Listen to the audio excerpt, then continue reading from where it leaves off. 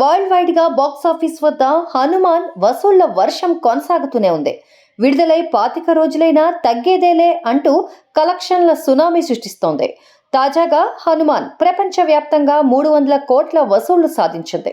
చిన్న సినిమాగా విడుదలైన హనుమాన్ కేవలం 25 రోజుల్లోనే బాక్సాఫీస్ వద్ద 300 కోట్లు సాధించడం అంటే మామూలు విషయం కాదు. ఈ సంక్రాంతి బరిలో అగ్ర కథానాయకులు నటించిన సినిమాలొచ్చినా పెద్దగా అంచనాలు లేకుండా విడుదలైన హనుమాన్ అఖండ విజయాన్ని సాధించింది.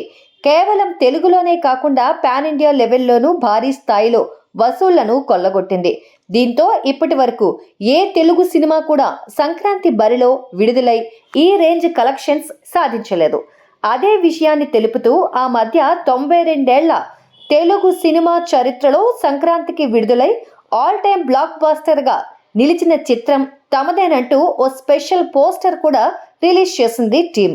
మొత్తం మీద వరల్డ్ వైడ్గా 300 కోట్ల కలెక్షన్స్ క్లబ్లో చేరిన హనుమాన్ మున్ముందు ఇంకా ఎలాంటి వసూళ్ల రికార్డులు కొల్లగొడుతుందో చూడాలి.